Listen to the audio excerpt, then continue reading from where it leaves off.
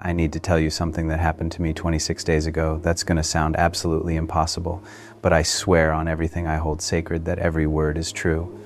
I was sitting alone in the Garden of Gethsemane at dawn, completely overwhelmed by wondering what could possibly move the heart of an all-powerful God to tears, when Jesus appeared beside me and revealed his heart-shattering response about what makes God cry that will destroy you emotionally and transform everything you think you know about divine love, and what breaks the Father's heart most about his relationship with humanity.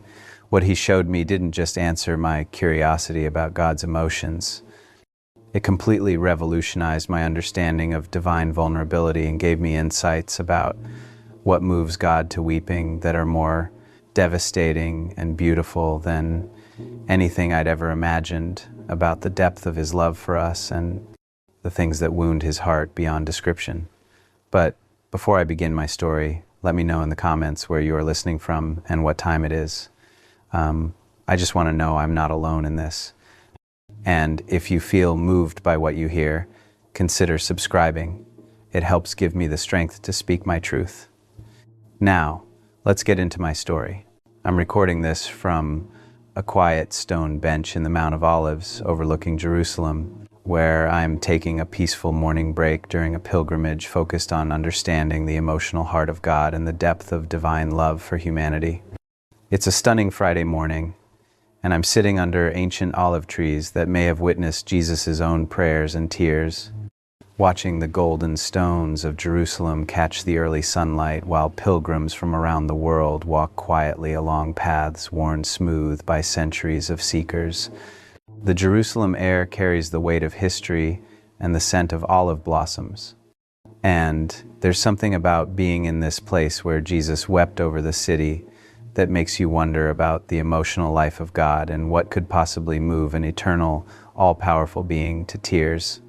I should be preparing for this afternoon's session on the compassion of Christ, but I can't focus on anything except what Jesus revealed to me about what makes God cry that has completely shattered my heart with understanding of divine love that I never could have comprehended. Let me tell you about the spiritual crisis that brought me to my breaking point 26 days ago. For weeks leading up to that morning in Gethsemane, I had been struggling with what I can only describe as profound confusion about God's emotional nature and whether an all-powerful, perfect being could actually experience the kind of heartbreak and tears that Scripture seemed to suggest. It started during our final episodes of The Chosen, when I found myself portraying Jesus weeping over Lazarus' death, weeping over Jerusalem's spiritual blindness, and sweating drops of blood in the Garden of Gethsemane. Each scene of divine emotion forced me to confront questions I'd never really considered. If God was perfect, complete, and lacking nothing, what could possibly move him to tears? If he knew all outcomes and controlled all circumstances, what could genuinely break his heart? The specific crisis began when I realized that despite years of playing Jesus and speaking about God's love, I had a very sanitized, emotionally distant understanding of divine nature. I thought of God as compassionate in theory, but couldn't comprehend what would actually move an eternal, all-powerful being to the kind of weeping that Jesus displayed in the Gospels. But what made the confusion even more challenging was recognizing how Scripture repeatedly described God's emotional responses to human behavior. His grief over wickedness before the flood, his heartbreak over Israel's unfaithfulness, Jesus weeping over Jerusalem's rejection. If these weren't just anthropomorphic metaphors but genuine expressions of divine emotion, what did they reveal about God's heart and what could wound it? The breaking point came during a conversation with a theology professor who visited our set to discuss the portrayal of Jesus' emotional life. "Jonathan," he said with the kind of scholarly precision that both illuminated and confused, "one of the great mysteries of Christian theology is understanding how divine impassibility, God's freedom from suffering, relates to the obvious emotional responses we see throughout Scripture. How do you reconcile God's perfection with his apparent capacity for heartbreak?" His question hit me like theological lightning because it exposed something I'd never really grappled with: the tension between believing in God's sovereignty and recognizing his emotional vulnerability. between understanding his completeness and witnessing his tears.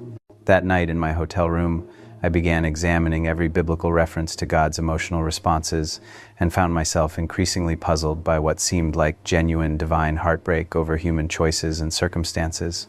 If God truly wept, if he experienced grief and sorrow, what did that reveal about his nature, and what could possibly wound the heart of someone who possessed all power and knowledge?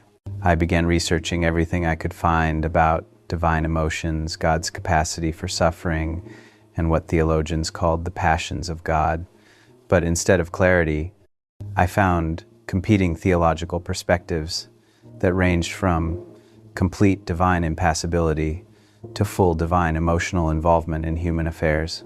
Some traditions insisted that God couldn't truly suffer because suffering implied imperfection or need, while others argued that love necessarily involved vulnerability and the capacity for heartbreak. Neither extreme seemed to capture the full reality of a God who was simultaneously sovereign and emotionally involved, powerful and tender, complete and capable of being wounded by those he loved. The mystery became consuming during our filming of Jesus' most emotional scenes. Every tear I shed as Jesus, every expression of divine heartbreak, felt hollow because I didn't understand what could genuinely move God to weeping. How could I authentically represent divine emotion if I couldn't comprehend what actually broke God's heart?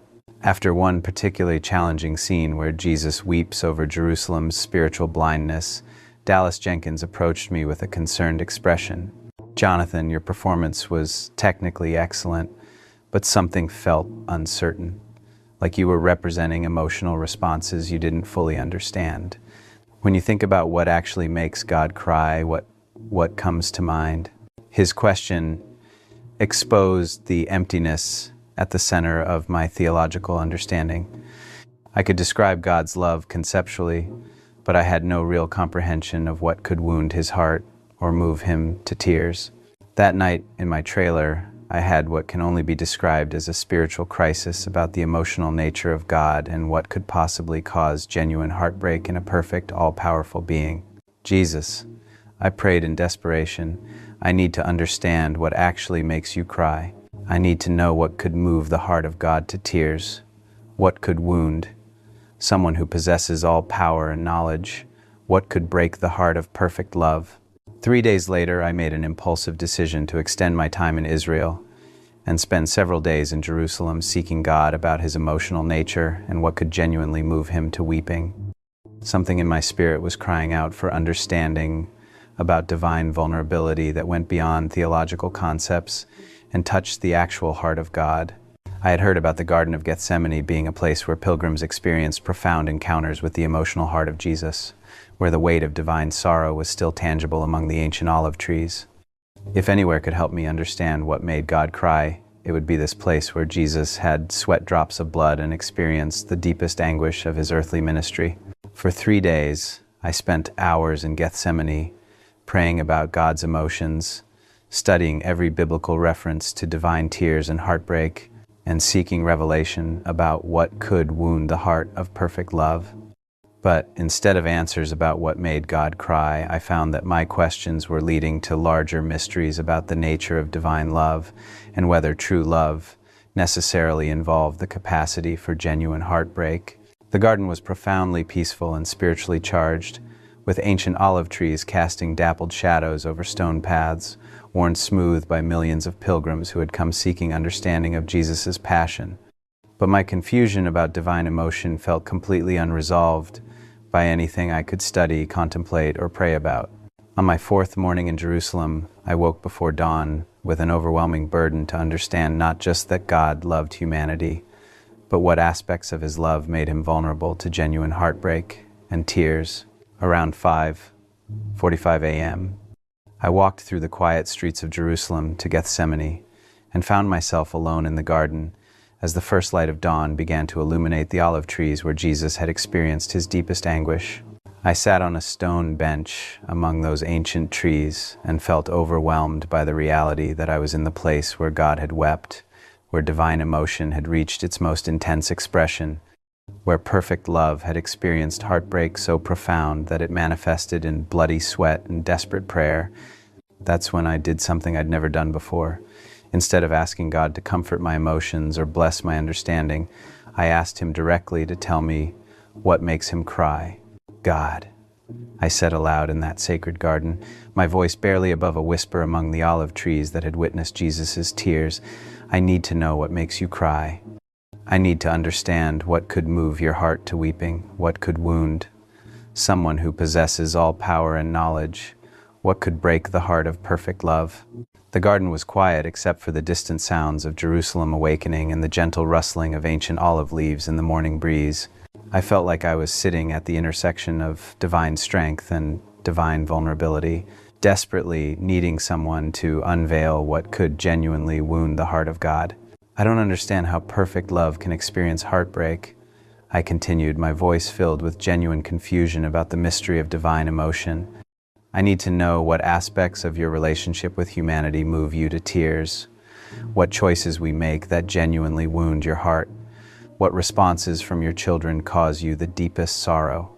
The silence that followed felt different from ordinary garden quiet. It felt pregnant with heartbreak about to be revealed, like the moment before the most devastating truth about divine love was about to be shared. I had moved beyond trying to understand God's love conceptually to asking about the vulnerability that love created in his heart. If there are things that genuinely make you weep, I whispered, voicing the question that had brought me to this place of Jesus' deepest sorrow. If your love for humanity creates real capacity for heartbreak, then I need to know what wounds your heart most deeply, because I need to understand the emotional cost of loving people who don't always love you back.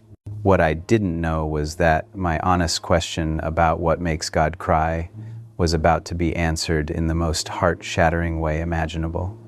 Because at exactly 6:23 a.m., as the sun rose over the Mount of Olives and began to illuminate the garden where Jesus had wept, the atmosphere among those ancient olive trees began to shift in ways that would transform my understanding of divine love and give me access to truths about God's heart that are more devastating than anything I'd ever imagined.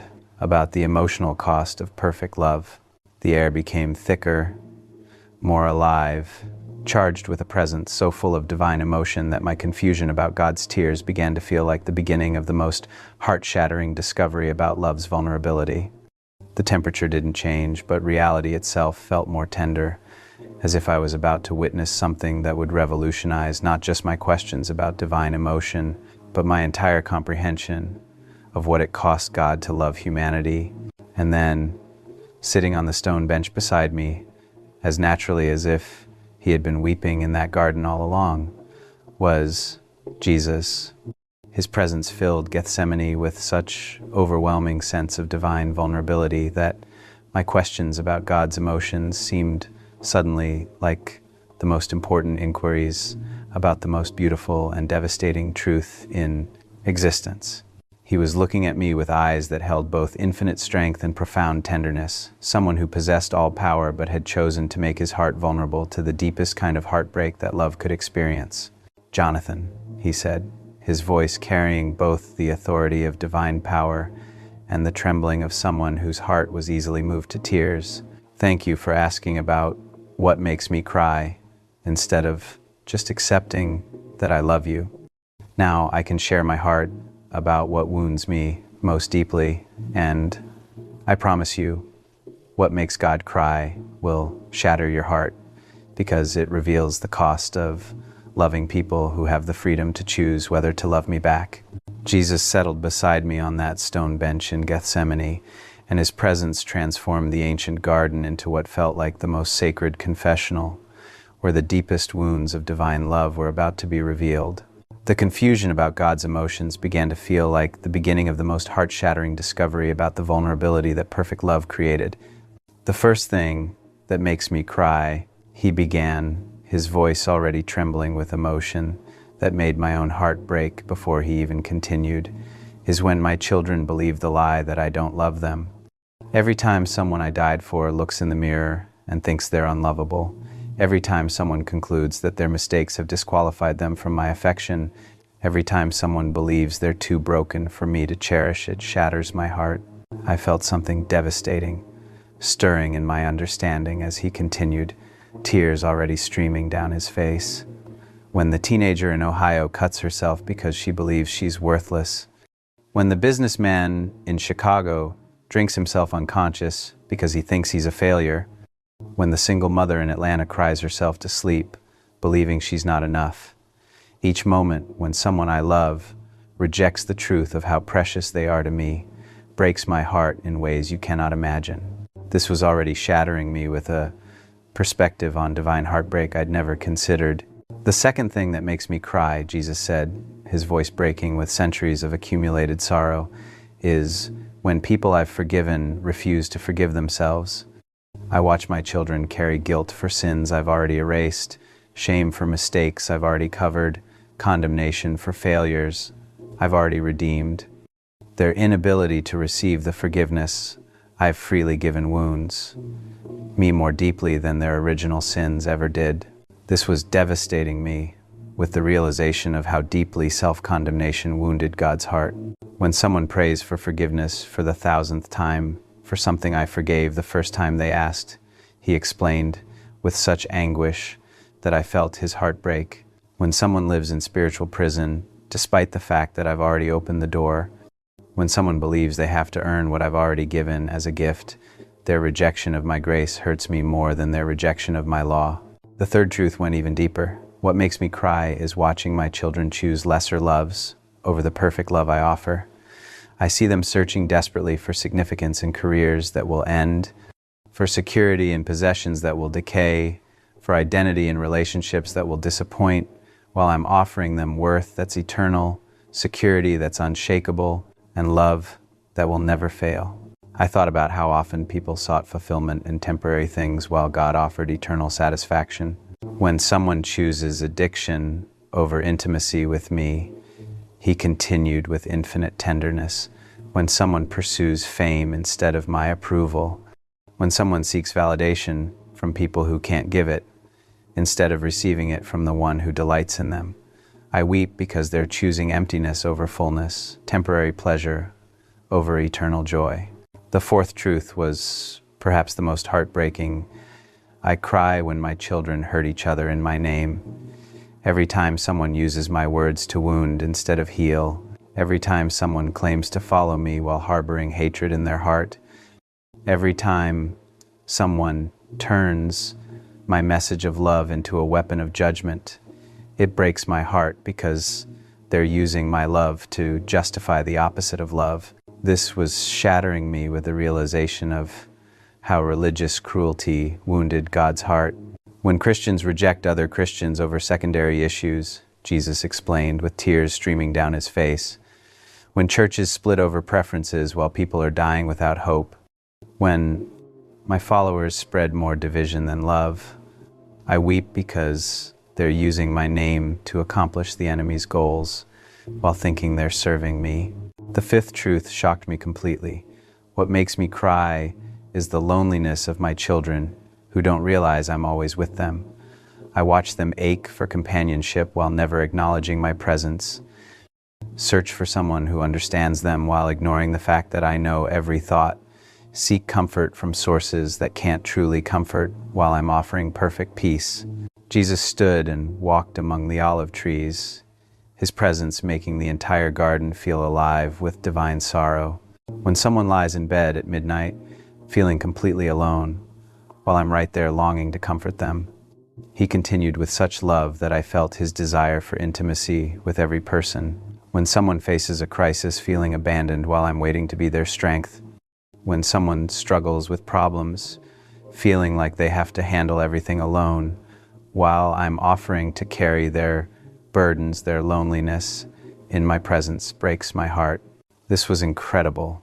God wasn't distant from human loneliness. He was experiencing the pain of being ignored while offering comfort. The sixth thing that makes me cry, Jesus said, returning to sit beside me, is when people pray to me but don't expect me to answer. They go through the motions of communication but don't really believe I'm listening, don't genuinely expect me to respond, don't trust that I care enough to intervene in their circumstances. I realized how many prayers must be offered without real expectation that God would hear or respond.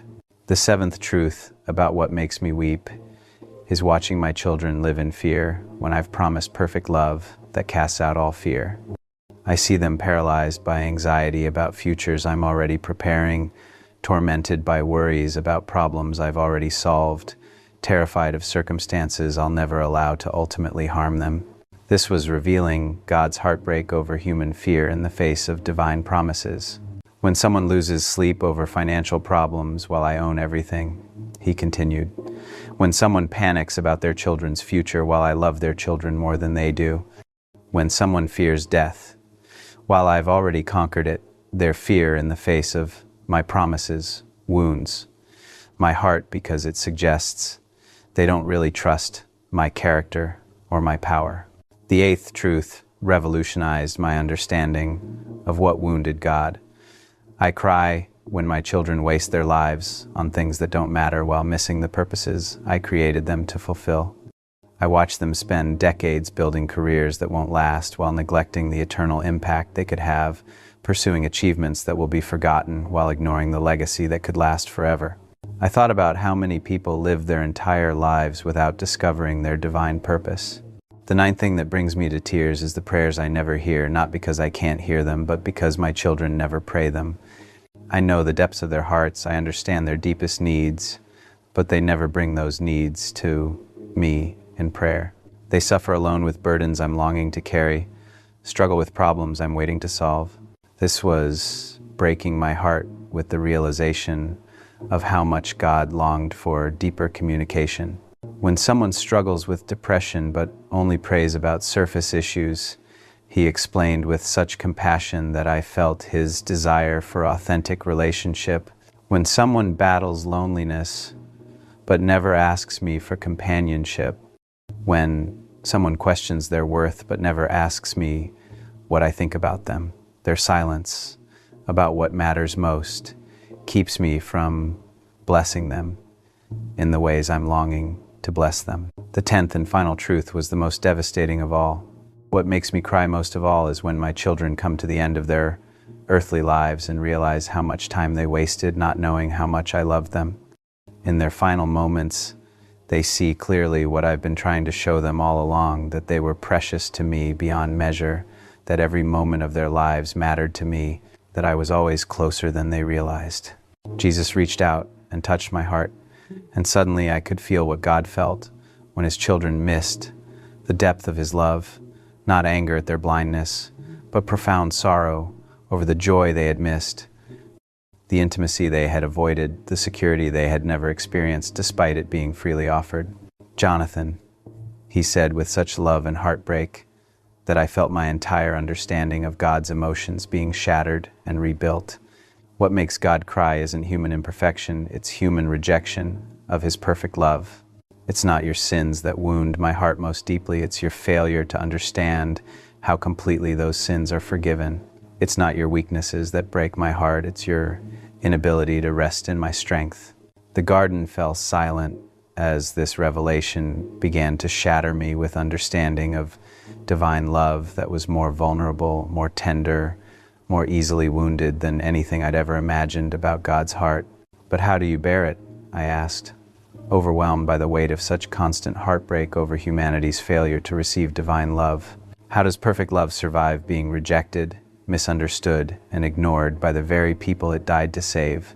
Jesus smiled through his tears with the expression of someone who was about to reveal the most beautiful truth about divine love. Because every time one of my children finally understands how much I love them, every time someone receives my forgiveness and stops condemning themselves, every time someone trusts me with their fears and finds my peace, that joy is so great that it makes all the heartbreak worthwhile.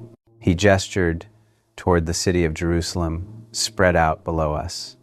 Right now, as we speak, there's a woman in that city who just realized she's forgiven, a man who just discovered he's not alone, a child who just understood how precious they are to me. Every person who receives my love fills my heart with such joy that it redeems all the tears I've shed over those who haven't yet understood. As Jesus began to fade slightly, signaling our conversation was nearing its end, he left me with the most shattering truth of all. Jonathan, what makes God cry reveals that my love for humanity isn't theoretical, it's intensely personal, easily wounded, and more vulnerable than anyone realizes. I don't love you from a distance. I love you so deeply that your pain becomes my pain, your rejection wounds my heart, and your acceptance of my love fills me with indescribable joy. His final words came with the authority of perfect love.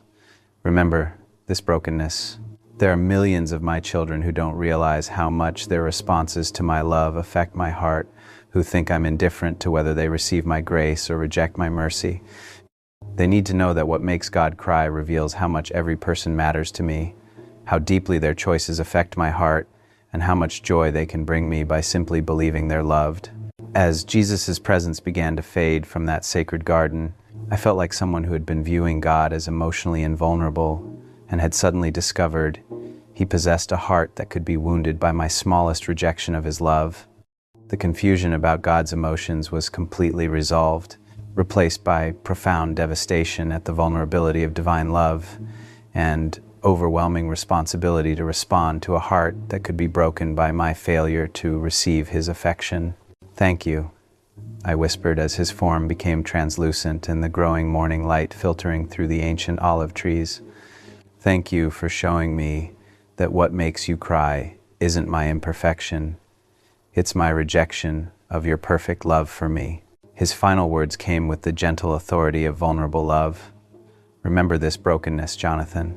Every person who sees you living with confidence that you're deeply loved instead of struggling with feeling unworthy will want to know how that assurance is possible.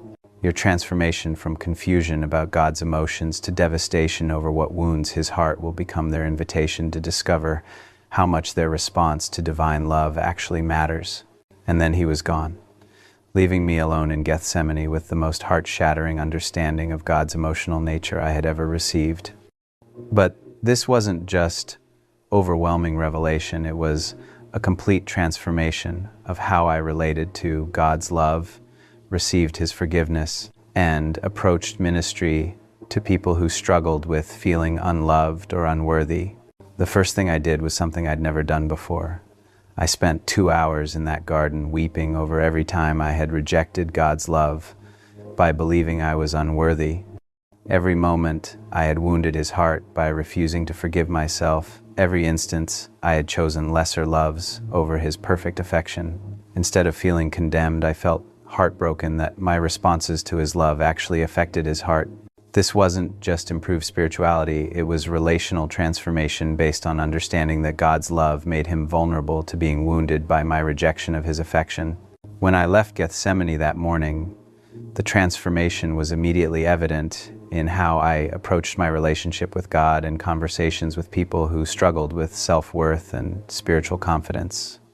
Instead of offering general encouragement about God's love, I began helping people understand how their responses to divine love actually affected God's heart. The change was dramatic when I called my friend Sarah, who had been battling depression and self-condemnation for months.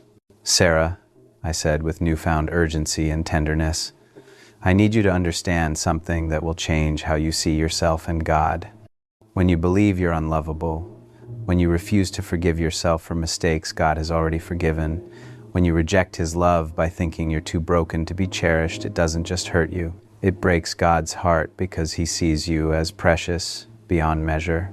I shared my encounter with Jesus about what makes God cry, his heart-shattering revelation that divine love was vulnerable to being wounded by our rejection of his affection, the complete transformation of my understanding from viewing God as emotionally distant to recognizing his heart could be broken by my failure to receive his love.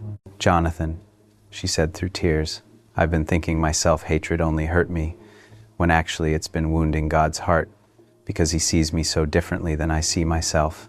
To know that my response to his love actually matters to him, that I can bring him joy by simply believing I'm loved, that changes everything about how I want to treat myself." 2 weeks after my encounter with Jesus, I received an invitation to speak at a conference for people struggling with self-worth and spiritual condemnation.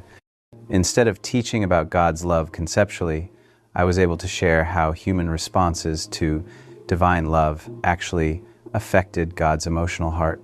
Friends, I told the audience of 600 people who had come seeking freedom from self-condemnation. 26 days ago, I wondered what could make an all-powerful God cry. But then Jesus shattered my heart by revealing that what wounds him most isn't our imperfection, it's our rejection of his perfect love. When you believe you're unworthy, you're not just hurting yourself, you're breaking the heart of someone who sees you as infinitely precious. The response was overwhelming. Instead of people focusing on trying harder to be worthy of God's love, hundreds began weeping over the realization that their self-rejection actually wounded the heart of perfect love, and their acceptance of his affection could bring him joy. I've been living in shame for 20 years, thinking it only affected me, said Patricia Martinez, a woman in her 50s. To know that my self-condemnation actually wounds God's heart because he loves me, that makes me want to receive his love, not just for my own healing, but to stop hurting someone who sees me as precious. Dr. Michael Chen, a Christian counselor, was moved to tears. I've been helping people understand God's love for their own benefit, but understanding that their response to divine love actually affects God's heart, that transforms self-acceptance from personal healing to relationship with someone whose feelings can be hurt by our self-rejection.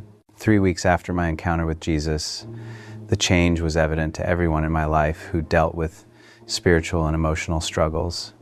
My entire approach to ministry had shifted from helping people feel better about themselves to helping them understand how their responses to God's love actually affected his heart. Elizabeth Tabish noticed the transformation during a conversation about her struggles with feeling inadequate as an actress and Christian. Jonathan, something's completely different about how you talk about God's love lately. Instead of just encouraging people to receive it, you seem to be helping them understand that their response to it actually matters to God emotionally. What happened in that garden? I shared my encounter with Jesus about what makes God cry, his revolutionary revelation that divine love was vulnerable to being wounded by human rejection, the complete transformation of my understanding from viewing God as emotionally invulnerable to recognizing that our responses to his love could bring him either heartbreak or joy. I've been rejecting compliments and love from others my whole life, thinking it was just humility, she said with obvious recognition. But if God's heart can be wounded by my rejection of his love, then my self-condemnation isn't humility, it's actually hurting someone who delights in me. George Xanthus joined our conversation with his own realization.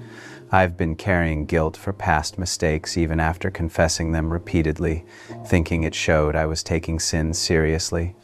But if God's heart breaks when I refuse to accept the forgiveness he's already given, then my guilt is actually wounding the one who died to free me from it. 1 month after my encounter with Jesus, I received an invitation that demonstrated how quickly spiritual transformation affects ministry opportunities. A major Christian counseling organization asked me to keynote their annual conference specifically about helping people understand how their relationship with themselves affected their relationship with God. Jonathan, said the conference director during our planning call, there's something different about your approach to self-worth issues lately. You seem to understand that people's relationship with themselves is actually part of their relationship with God, that self-rejection affects divine love rather than just personal well-being. The speaking engagement became one of the most transformative conferences I'd ever participated in, not because of counseling expertise or psychological insights, but because I was sharing from fresh understanding of how human responses to divine love actually affected God's emotional heart. What makes God cry? I told the audience of 200 counselors and ministry leaders, isn't human imperfection, it's human rejection of his perfect love. When your clients reject themselves, refuse to forgive themselves, or choose lesser loves over divine love, they're not just hurting themselves, they're wounding the heart of someone who sees them as precious beyond measure. The response was unprecedented. Counselors began incorporating understanding of God's emotional vulnerability into their therapy approaches, helping clients see self-acceptance not just as personal healing, but as response to someone whose feelings could be affected by their self-treatment. I've been a Christian counselor for 15 years, said Dr. Patricia Williams, but I never understood that my client's self-rejection actually wounded God's heart. When people realize their response to divine love affects God emotionally, it transforms self-acceptance from self-help to relationship with someone who can be hurt by their self-condemnation. 6 months after my encounter with Jesus, word had spread throughout the Christian community about my transformation from confusion about God's emotions to devastation over what wounded his heart. I began receiving invitations from churches, counseling centers, and spiritual formation programs specifically focused on helping people understand that their responses to God's love actually affected his emotional well-being. Jonathan, said Pastor Sarah Martinez, who led a church with many people struggling with self-worth, your message about what makes God cry is exactly what our congregation needs to hear. Too many believers think their relationship with themselves is separate from their relationship with God, when actually their self-treatment affects his heart directly. These speaking opportunities led to developing a comprehensive ministry focused on helping people understand that receiving God's love was not just personal benefit, but response to a heart that could be wounded by rejection or filled with joy by acceptance. 1 year after my encounter with Jesus, the transformation was evident in every aspect of my approach to self-worth, forgiveness, and ministry to people struggling with spiritual condemnation.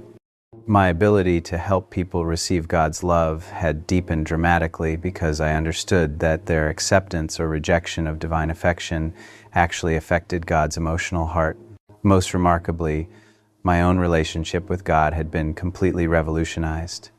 Instead of viewing him as emotionally distant from my struggles with self-acceptance, I understood that his heart was vulnerable to being wounded by my self-rejection and filled with joy by my confidence in his love.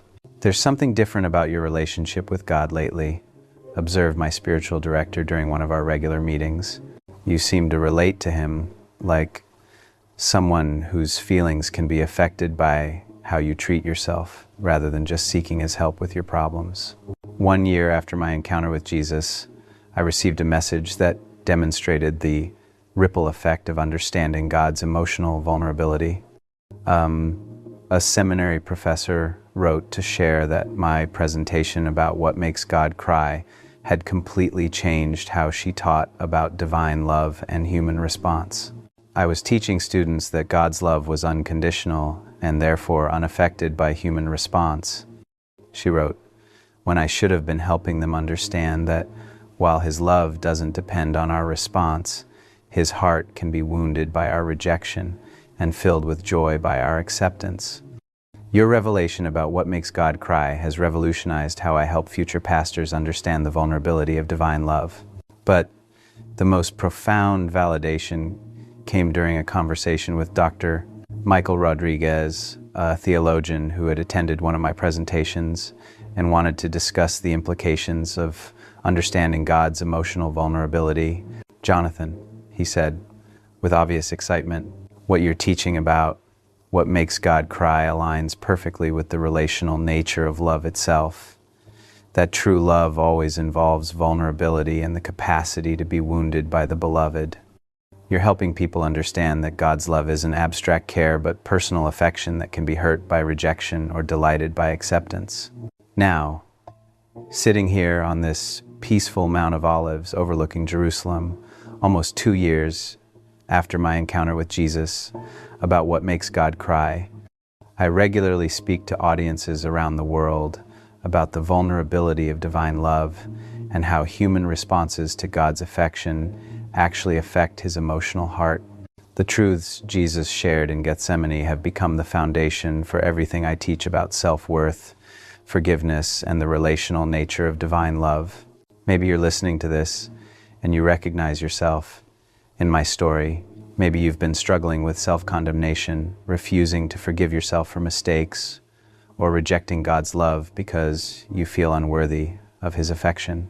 Maybe you've been viewing God as emotionally distant from your struggles with self-acceptance, not realizing that your response to his love actually affects his heart. I want you to know that what Jesus revealed about what makes God cry will shatter your heart because it reveals that your response to divine love actually matters to God emotionally. When you reject yourself, you're not just hurting yourself, you're wounding the heart of someone who sees you as precious beyond measure. The 10 truths Jesus taught me about what makes God cry have the power to transform any self-rejection into understanding of how much your response to divine love actually matters. First, God cries when his children believe they're unlovable. Every moment of self-rejection wounds the heart of someone who sees you as precious beyond measure. Second, God cries when people refuse to forgive themselves for sins he's already forgiven. Self-condemnation hurts him more than the original failures ever did. Third, God cries when his children choose lesser loves over his perfect love, searching for worth in temporary things while he offers eternal significance. Fourth, God cries when people hurt each other in his name, using his words to wound instead of heal. Breaks his heart because they're using love to justify hatred. Fifth, God cries over the loneliness of children who don't realize he's always present, aching for companionship while ignoring his constant availability.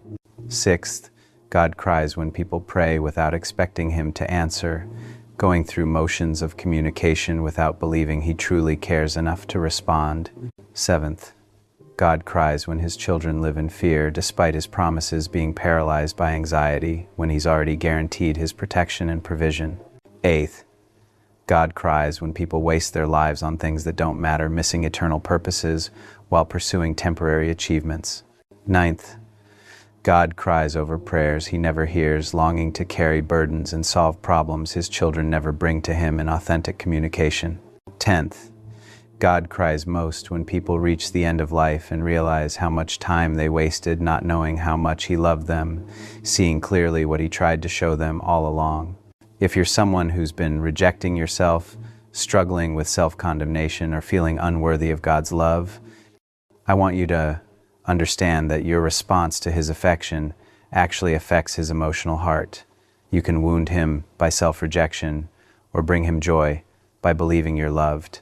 Your acceptance of his forgiveness doesn't just heal you, it delights his heart. Your confidence in his love doesn't just help you, it brings joy to someone who has been longing for you to understand how precious you are to him. Father God, I thank you for the revelation that shattered my heart with understanding of what makes you cry and showed me that your love makes you vulnerable to being wounded by our rejection of your affection. For everyone listening who has been struggling with self-condemnation or feeling unworthy of your love, I pray that they would receive the same devastation over how their responses to divine love affect your heart. For those who have been rejecting themselves, help them understand that they're not just hurting themselves, they're wounding your heart because you see them as infinitely precious. For those who have been refusing to forgive themselves, help them realize that their self-condemnation hurts you more than their original mistakes ever did. For those who have been choosing lesser loves, help them understand that you're offering perfect love that makes all other pursuits pale by comparison. Help all of us to respond to your love, not just for our own benefit, but because our acceptance of your affection brings you joy, and our rejection of it wounds your heart. Thank you for showing us that what makes God cry reveals how much we matter to you and how deeply our responses to your love affect your emotional well-being. In Jesus' name, amen. The truth I learned in that sacred garden is the truth that can shatter anyone's heart with understanding of divine vulnerability. What makes God cry isn't human imperfection, it's human rejection of his perfect love. Your response to his affection doesn't just affect you, it affects his emotional heart. You can wound God by believing you're unlovable when he sees you as precious. You can hurt him by refusing forgiveness he's already given. You can break his heart by choosing lesser loves when he's offering perfect love. But you can also bring him incredible joy by simply believing you're loved, by receiving his forgiveness, by trusting his heart for you. Your acceptance of divine love doesn't just heal you, it delights. Thank you from the bottom of my heart for spending this time with us today. I truly hope that this message has strengthened your faith, brought peace to your heart, and reminded you of the endless love of Jesus Christ. Whatever you may be facing right now, please remember that you are never alone. Jesus is walking beside you through every joy, every struggle, and every uncertain moment. His grace is greater than your fears. His love is stronger than your pain, and His light can guide you through even the darkest times. Keep praying, keep trusting, and place your worries in His hands. Jesus knows your heart, hears every prayer, and will give you the strength you need to keep moving forward. If this message blessed you, please share it with someone who may need hope today and subscribe to join our community. May Jesus bless you, protect your family, and fill your life with faith, love, and peace. Thank you for watching, and I'll see you in the next video. God bless you. It's the heart of someone who has been longing for you to understand how much you mean to him. Thank you for letting me share the most heart-shattering discovery about God's emotional nature I've ever received. I love you all, and God loves you so much that your response to His affection can either wound His heart or fill it with indescribable joy.